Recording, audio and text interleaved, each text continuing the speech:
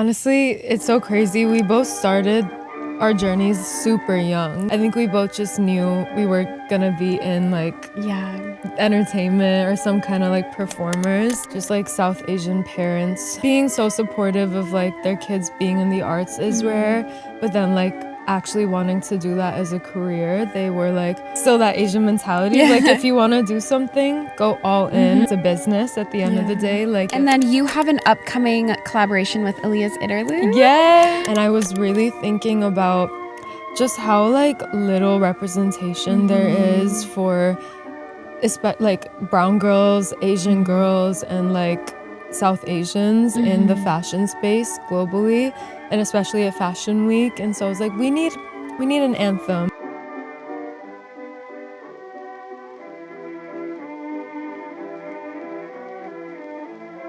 We're gonna start with cotton candy grapes. I've never had them. Yeah. You like them? I'm obsessed with them. They're like my favorite sweet treat, especially in the summer, and you freeze them. Okay. And then you take them out of the freezer. They're really like cold and juicy. Yeah. Oh my god. But they're really good. Okay, when you were texting me, I thought that they were gonna be like a new like Sour Patch flavor. I like didn't know it was like an actual fruit. I feel like people don't always know about them. Yeah. I think I'm like not healthy enough to like be in the produce section. So I'm like, oh, they're in the candy section, but like no, they're real produce. I'm like, I don't know if they're naturally just that sweet or like oh my god, what do they do to them? right? Wait, these are good. It's so weird because also these have cotton candy grapes and then a duo. There's like a purple one that's sweet. I don't know. I might try that just to see. The purple one is so tiny. Right? Actually, I don't know if I've tried a purple cotton candy grape. So the exclusive. Cheers. Cheers.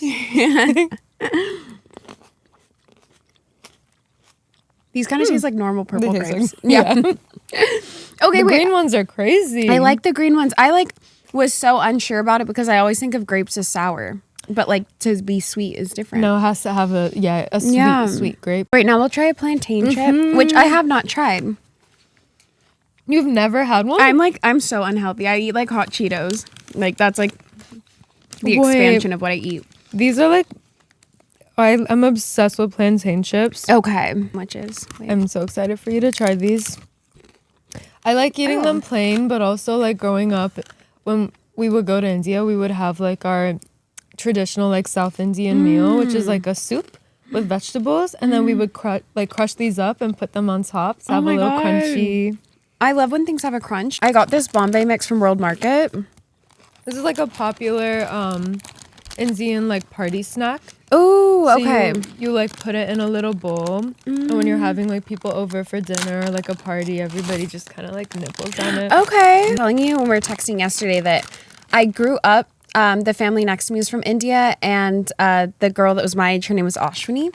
So I grew up like I think they're back in India now, but I grew up watching like Bollywood movies and like eating Indian food and stuff. Yeah. Do you have like a favorite Bollywood movie? No, I could not remember the names. I just know that like I swear at some point I like knew some of the language because we just watched it so much, but it had English subtitles. Indian so you just kind of like as a kid I like internalized and yeah, and we'd go to like Little India and like they would get bangles for me and stuff. That's so I really love Indian culture. Oh my god, I love that. Yeah, but you haven't tried this before? No, I have. Oh, wait, this is good. I love anything spicy. So like I love spicy. Yes, like I love like my like esophagus has to be like burned down. Like I just love anything so spicy. I don't know why. Isn't that weird? Tried that berry that like makes everything really sugary? I've heard of it. I tried it once and it was really weird. Like you take. How long does it last? Like an hour. I didn't like it. I forgot what it's called, but you try the berry. And then you could like eat a whole lemon and it'll just taste like straight sugar. Whoa. Yeah. My sister made me try it. She was like, everybody in the family needs to eat this. I don't like when things are like too sugary. Favorite chocolates ever. So it's mixed berry? Yeah, mixed berry and then the lavender rose. They're sweetened with dates, which I love. Okay. Oh, wait, look how cute it is. Yeah, they're so pretty. Wait. Oh my God. That's so pretty. I was like, where am I? Wow. Wait, this is so pretty. And we were having such an LA combo yesterday. You were like, I'm running to Erewhon. I was like, okay, I'm going to World Market. I'm so LA, y'all. Yes. I'm not from here, but I am from here. I'm from LA, and I do feel like the people that move here, like, I actually love the energy they bring because, like, they embrace it even more. And, like, Yeah. I feel like being from LA, it's kind of like I'm just used to some of the things here. Yeah. But, No, it's so different. Like, I moved from New York City. Oh, wow. And even every time I go back, I'm like, I do feel like there's so many cultural differences and just like lifestyle differences. And I love New York, but like I love living in LA so much. This is the lavender The one? lavender. Okay. And it has flowers on it. Oh, wow. Look at that. Oh, my God. Wait, this is good. Wait, what's the brand? Spring and Mulberry? Mm-hmm.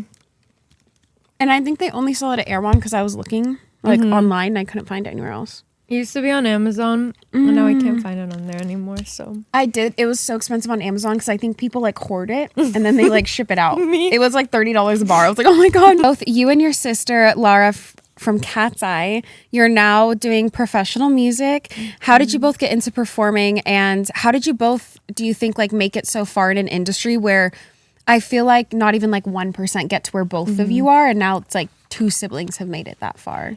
honestly, it's so crazy. We both started our journeys super young. Okay. So we were dancing, like we came out the womb dancing. Our mom taught classical Indian dance. Wow. And she ran a dance school from home for many years. So Wow. and you know, like it was mainly kids learning. So we would come home from school, and then from like 3 p.m. until 10 p.m. it was just like nonstop back-to-back dance classes. Wow. And we had like this extra room that she turned into the studio. But it was like constant music in our house. I think we both just knew we were gonna be in like entertainment or some kind of like performers. And then I woke up one day when I was 10 and I was like, I want to sing. And my mom was like, okay, yeah, like go do that, whatever. Like I had a school talent show and I was so nervous to tell her I didn't want to dance for it. Aww. And I was like, oh, I love dancing, but I think this time I want to sing. And she was like, okay, yeah, go do it. So I practiced this Miley Cyrus song. Which one? It was When I Look at You from the Hannah Montana movie. Yeah, I loved that movie. Yeah. I loved her. Me too. I like wanted to go to Tennessee so bad, and I was like, then I'll finally find a boyfriend. Like me, 12 years old. But yes, okay, so When I Look at You. Yeah. She was honestly like, she was such an inspo for real, because she lived that double life. And like growing up to just like being like a brown girl in this country is hard, and there's a lot of like cultural just differences and things to overcome. Yeah. And so I felt like this double life of like, okay, that's me when I go to school, but then I could be a pop star. So I did my school talent show. I won, and so I was like, parents, I'm a superstar. Like this is what I'm meant to do. We lived in Dallas at the time. Okay. And there was just like this incredible vocal coach there, Linda Septian. And so I was 10. I started taking vocal lessons and I learned piano, guitar, and Lara was 5. And she was a baby and she was like, I'm ready to, I want to do this. And so she started training. And it's been like both of our careers from the beginning have been growing so much just side by side, and like everything we've done has been so intertwined in like the creative process.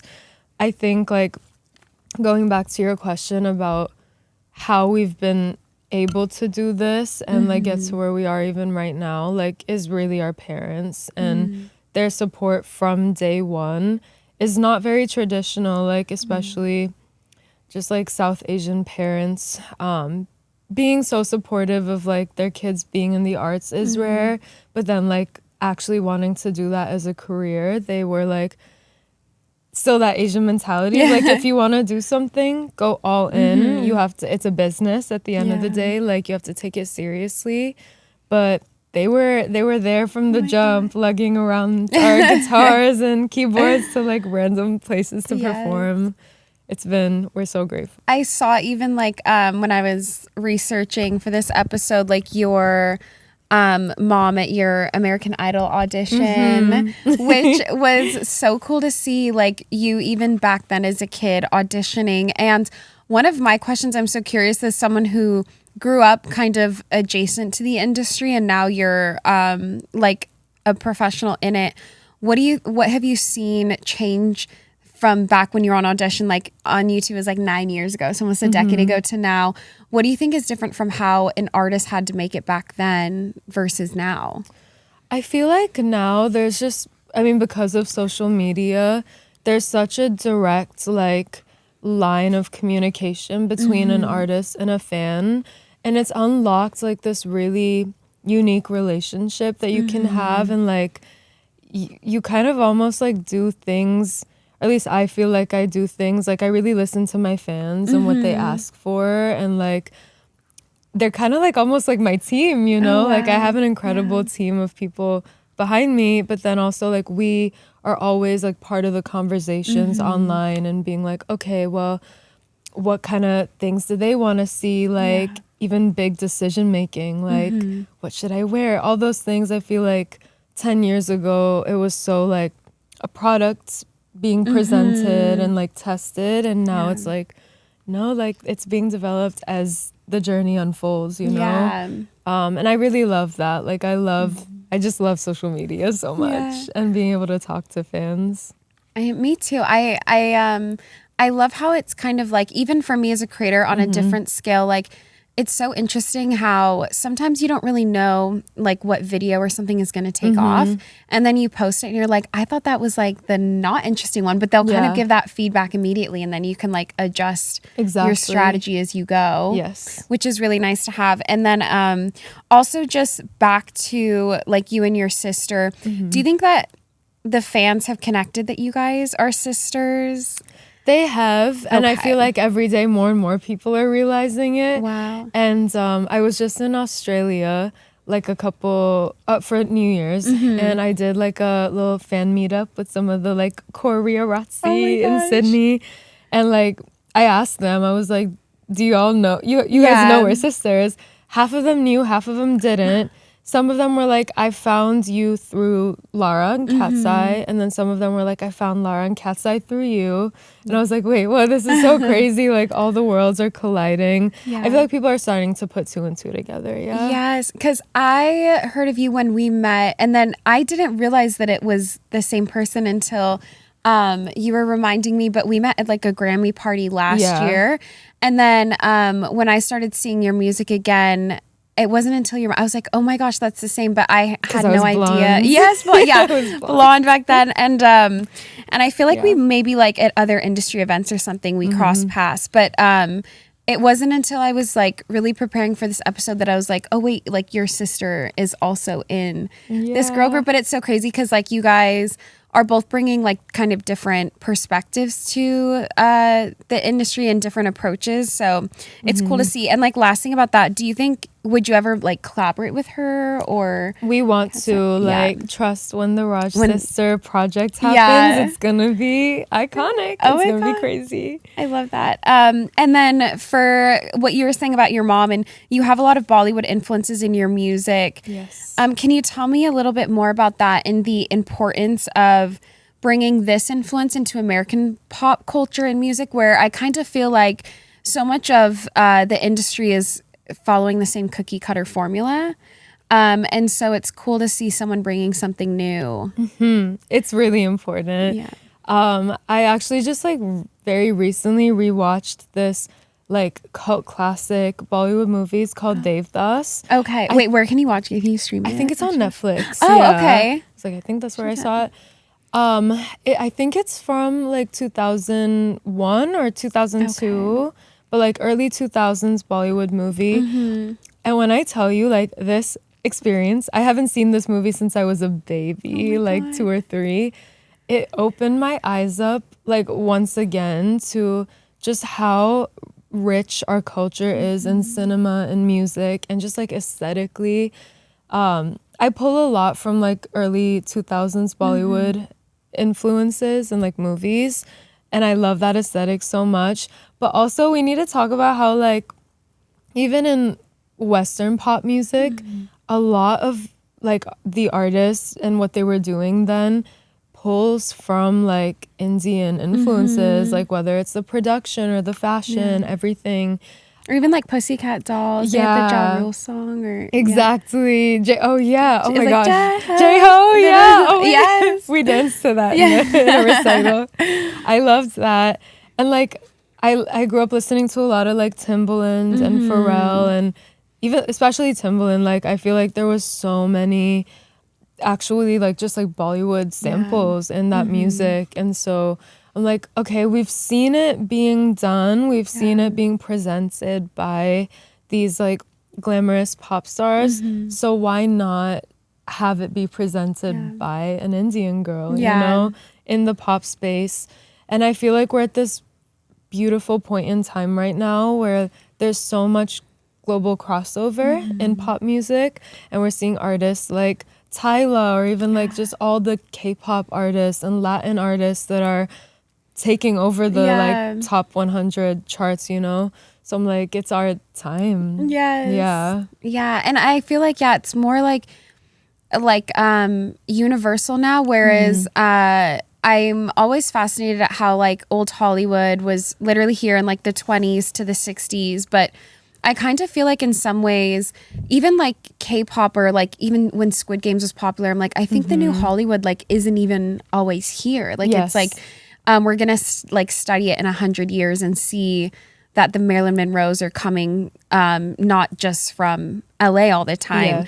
And I love that, and then you have an upcoming collaboration with AliyahsInterlude. Yes. Which I would love for you. It kind of coincides what you were saying, but if you could tell me a little bit about the song Haute Couture and like how it's like what it's actually referencing. Yeah. So the song actually just recently dropped, Haute Couture, but the video's coming soon. We made the song in the Spotify No studio. way. Yeah. You heard it here first. Where it's wait, that's crazy. That's like so sinistry. Yes. No, like everything. I love because I was going to ask, how did it come together? So I had a session here last year. Okay. And it was just so organic. I was with Kiddo, Gino the Ghost, and Jimmy Duval. Okay. The four of us were writing, and I heard the beat. We had started the production, and I was like, I love fashion. I want a song that is just all about like shopping sprees and fashion week and traveling, like super glamorous. I also, it was like we were coming, I think, right off of or like about to go into like the September like fall fashion weeks. And I was really thinking about just how like little representation there is for like brown girls, Asian girls, and like South Asians in the fashion space globally, and especially at Fashion Week. And so I was like, we need an anthem, and I want it to come from me, and I want to sing about this. So we started writing the song. It became Haute Couture. And then Aaliyah and I connected on TikTok. And we had just been like following each other for a while. I am obsessed with her. She's obviously the it girl. And I feel like she has done so much with her platform to like transform how people like view high fashion. And she's so like, everything she does is so like unique and like DIY and changing the culture and like pushing it forward in her own way. So I was like, I couldn't imagine a more perfect artist to be on this song. And the timing was amazing because she hit me. She was like, I'm coming to LA. Let's do a session. And she saw the music video I put out last year for Messy, which was like super. I love that one. Thank you. That was like high school football, like so 2000s movie, you know, inspired. She's like, I love that song. I love that video. Let's make something together. And I was like, girl, I already have a song for you. And Aaliyah walks into the studio. I play her the song like one time, and then she's in her corner on her phone writing. And I'm like, oh, like, do you need help? Whatever. Like, she's like, no, I got it. I'm good. 10 minutes later, she gets on the mic and spits out her whole verse, like one take, perfection. And all of our jaws were just on the floor. We were like, this girl is an incredible writer, artist, honestly just such a superstar. Wow. Yeah. Even just like the ITG Ira, like Yes. it was such a moment. And like I and seeing you guys like doing the promo clips together, it like makes so much sense. It's like, oh, I wouldn't have thought to put them two together, and yet it's such a synastry. And have you guys, so you've shot the music video? We shot the video. Do you have any stories from that day? It was so fun. We had 48 hours to get that music video like planned, shot, done, which was actually really fun, like being under the pressure of having to execute something like iconic, because that song is so special in such a short time frame. I was like, okay, my first thought was like, okay, we have such little time. How can we be maximalist to the max, you know, like everything from the hair, what's the most we can do, to like the makeup looks. I had like custom glittery lashes, crazy nails. Outfit was like, not to give too much away, but like every detail was just like so much going on at once. And also like tying back to the Bollywood films, like so much of Bollywood is maximalism and like aesthetically just like a lot going on. So that was something I wanted to bring to life, and it's a fun performance video. I'm excited for people to see. And like and I know in some of the clips too, like you're referencing how the Haute Couture song is also about how like you're two like women of color who like influence fashion, and like, can you also, I know you kind of explained it, but like what that was like to work with AliyahsInterlude on that too. Yeah, I feel like both of us culturally have so many both of our cultures are just so rich in like fashion, and when it comes to jewelry or like prints and textiles, like so much pulls from like where we're from and like from our, you know,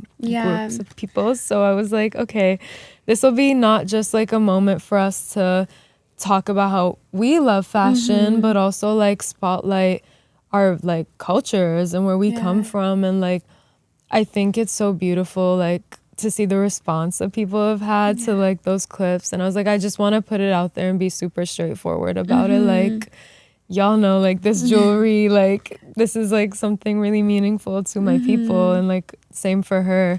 So it's been cool. I think people are seeing it and they feel like represented and seen, and hopefully as time goes on, we see like more of that credit being given in the fashion space too. Yeah, and you were saying too, like when we were watching the music video, that one of the ways you've actually connected with fans in India is through Reels. Yes. Which is so interesting. Yeah. Like, so shout out Reels. So shout out Reels. You've seen like some momentum from Instagram. Yeah. You, like artists, like don't sleep on Instagram, because I used to sleep on it. Yeah. But I kind of feel like it's like a new, like I've been reaching more new fans through Instagram than that used to be for me, like TikTok. But now I feel like people on Instagram are like hungry for the content. And I agree. I think I feel like early on, Instagram felt like it had to be always super curated. And I, even for myself, like I've had to push my own like idea of like, oh, this has to be the perfectly like curated platform. So like, no, like I want to share my life on there too, and like all the day-to-day things. But for Pray On It, like the one scene in that video that's been doing really well on Reels is the lotus hands. Yes. And that like one choreo moment. I knew when we were making it that it was something that like we just haven't seen in like a music video or even like a movie like choreo sequence in a while, and that was always my favorite thing to do in our like, and when my mom was doing like dance recitals and stuff, that was my favorite moment. It was like my favorite moment in the video besides the rain. I just think the rain was so cool. Which you said it was real rain. It was real rain, and it was like 10 degrees. It was freezing. It was so cold. Oh, and we were all like in between takes, like we were dancing and then going and putting our towels on. Oh my God. I don't know why. Also, I don't know why every like studio, when they have rain, like, or like the rain rooms, they have to make the water freezing. I'm like, why couldn't we have nice warm water? Like, yes. Back to your music video. You were telling me that the orange bra has, because that was like my favorite look in the video. Oh, yes. So, actually, the whole music video is, I wanted to pay homage to my favorite Bollywood film of all time, Om Shanti Om. It's from 2008. And that movie to me is like the most iconic outfits, dance sequences. And there's one at the like beginning of the movie where like the lead actress is dancing and she's like in this beautiful set with like gray clouds in the back, and she's wearing this bright like orange bra. And I feel like that started such a like trend in India, and just like for all like brown girls, we were like, oh my god, orange is such a beautiful color on our skin, and people often like look past it. And I have never worn that orange before in like a video. It looks so, I loved it. I think it was such a moment. That was like my favorite look in the video. Thank you. It was custom made. Oh my God. You had mentioned that you went to Cuba when you were 18, and that was really transformative. Yes. I went to Havana in 2018. 2018 or 2019. It was part of like my school program, and they picked like 8 of us to go for 2 weeks. And it's something like I think about so often. I was actually looking at photos last night on my phone because I lost my phone. I left it in the back of a cab, and I lost all my memories. But I have like 5 photos left from that trip that I like sent on WhatsApp to my family. And so I look back at those, I'm like, these are the last little memories I have from that trip. But yeah, I was there for 2 weeks. It was during their Jazz Plaza Festival. Okay. And it's something I want to talk about because I wish everybody in the world could experience this. It was 2 weeks of like waking up at 9 a.m., going to theaters, watching like these beautiful like jazz performances, like full band singers. And so it was like that all day. And then around like 8 p.m. until 5 a.m., you go to night parties, and then you watch like more bands performing, but like at people's houses. And we would just like go house hopping and go listen to live music.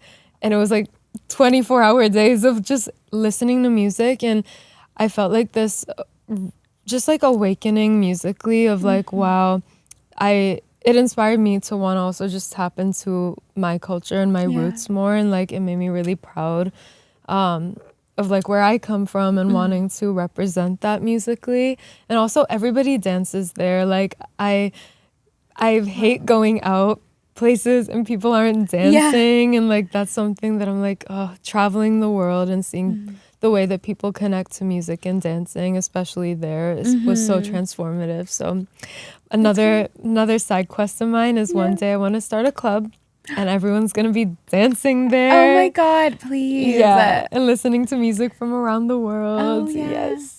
I just randomly went to I don't know if you've been, it's called Blind Barber in Culver City. Have you been? So it was like and I'm from Long Beach, so there were a lot of like house parties growing up and stuff, and it reminded me of that vibe. And it was like, it's a speakeasy, so you go in, and during the day it's like a functioning barbershop. Like people go in and get their hair cut, and then in the back there's like a door that opens, and it leads into the most like so cool. It's like oons, oons. Like it's like, and people are dancing. They have a DJ. Yeah, we should. It's so good. I actually was like, oh my God, like I didn't know, because like on the outside, I was like, why are people, there's just like a long line of people like standing.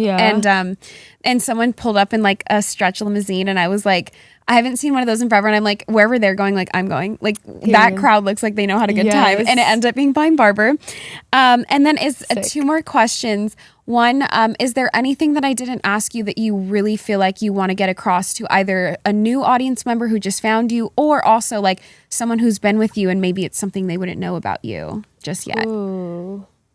I feel like, I feel like a lot of maybe like new fans especially, but I think even people who've been like part of the journey for the last like decade might not know like how involved I am in like every aspect of my career. So literally like everything from like I make my own single cover most of the time, like, and I produce, I write, like I record my own vocals in my house, like for everything I put out, pretty much like all just in my home studio. I love doing everything from like curating like all my social media posts, but even like for my label Mischief's page, and like really involved in everything. Like I'll make my own merch designs. And it's just something like I feel really passionate about because I, like we were talking about before, like I love listening to the fans, seeing what they want. And then like, I'm also really proud of the fact that like I've started my own label, Mischief, and I've hired a team of like incredible creatives and people that help me like bring my visions to life and hopefully also like get to live out their dreams and like have cool experiences. And just being a businesswoman is something I'm really excited about. Yeah, I love that. It's like you really have to want it and like love doing it. Even like I hate when people online say the word authenticity because I'm like, no one shows up like thinking they're being inauthentic. Everyone's trying their best to be what they want to be. But like I always say authenticity is like doing the thing you would be doing whether a camera's filming or not. And like doing all that behind the scenes stuff is like you really want it. Like the whole art of creating that like people don't see is I think important for longevity. Like the people that kind of want it handed to them, like maybe it doesn't really always happen that way. Well, even like I was also recently thinking so much about like what it means to have like a sustainable, like a long lasting career. Yeah, a career, not a year is what they say. Period. No, literally. Yes, I want to be able to like be touring when I'm 80. Yeah, right. Like, yes. I always say I'm going to have a pop culture museum when I'm 80, so maybe you can stop by. Oh my God, yes. You have to. Yes, I'm actually going tomorrow to pick up, I bought a Party City sign because they're closing. And like the one that I'm at, they like close their doors tomorrow. So they were like, come on the 27th and pick up the sign. I was like, okay. Wait, iconic. Are you crafty? What? Actually, I'm not. I'm not. No, I'm not. But like, I just, but I do love collecting things. I got like the Wicked dolls with like the adult website on the back that were accidentally printed. So I have a storage unit of all my pop culture stuff. I love it. And then my last question is, what is your sun, moon, and rising? Okay. I saw you're in Aries, right? So we have to talk about this. Okay. Because I recently got my Vedic astrology. Okay, because it's different. It's different. Okay. And I feel like I'm like, who am I? Okay. I don't even know. Yeah. So, okay, in Western, I'm an Aries. Okay. With a Virgo rising and a Taurus moon. Okay. But in Vedic astrology, I'm a Pisces with an Aries moon and a Leo rising, which I honestly connect to a lot more. Yeah. Okay. Yeah. Because the Leo rising makes sense for your vibe. Thank you. Yes. I do feel like a Pisces though person. I just feel I'm a very emotional person. Yeah. I'm very like quick to react to everything. But the Aries moon too makes sense because that's like, you know, how you like internal feelings, decision making. And I do feel like very fiery, passionate, like an Aries. Yeah. But yeah, like people who've met me have always been like, I can see the Aries, but like not fully. I don't know. So I'm like, I think I'm gonna have to start going by my Vedic chart. Yes. Oh my God, I feel like I have to like look up mine then. But what's yours? I'm a Aquarius sun, Gemini moon. I see. Yeah. Yeah. Gemini moon makes sense because like moon, like at least like I'm not an expert, but like moon is where you get your confidence, and Gemini is the sign of communication and like the internet. And I feel like I get my confidence from understanding like algorithms and like the way people communicate online. And then I'm a Sag rising, which is like, I think that kind of makes sense for me. Yeah. And the Aquarius too. Oh my God, the trend predicting, the like, yeah. I think yours is right. Like, yeah. Yeah, right. Check. Yes. Oh my gosh. No, I could see like the Aries moon for you. I know like moon is like usually kind of like where we find our confidence and sense of self, and Aries like on the zodiac wheel, at least in Western, Aries is like the first sign, which is the sign of self. Yeah. So it's like you get confidence from like figuring out what you want, like how you stand out from others, and like, and that's kind of like you're bringing in like this Bollywood's like into a realm that's very cookie cutter and like formulaic. Yeah. Like you're like bringing something new, which I think is very Aries. I love that. I do. Okay, this is gonna get so like deep out of nowhere. I love it. This is weirdly where we get the most deep is like when I ask people. No, I love it because it's so, I don't know, like I'm so passionate about too about like zodiacs and astrology. Ever since I was a baby, I would always tell my parents, I have a strong feeling like this is my like final form. This is my last life. And I believe really strongly in reincarnation.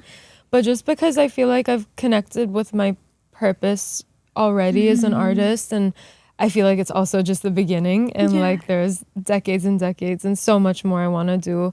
but I do feel in that way like connected, and Pisces being the last sign, the 12. the like old grandpa Right. sign. I'm Yes. like, now I'm having like this reconnection to that maybe, and I'm like, I can see how those would align. Yeah, that makes so much sense. Like, I know I always think of Pisces as like they're like the old wise tale, like storytellers around like the Yes. campfire, Yes. like warning the others about all the other things that could possibly happen and Yeah. what to expect. They're like the story keepers. I think And that of like makes sense. Merlin, like with the Who's Merlin? like the magician with the right. Oh, The I don't magician? know. It's okay. It's like an old man with like Oh long yeah. white They have like a beard, little like a yes, hat. the ones that like sit around the and then they Yes. tell everyone like what to expect and Yeah.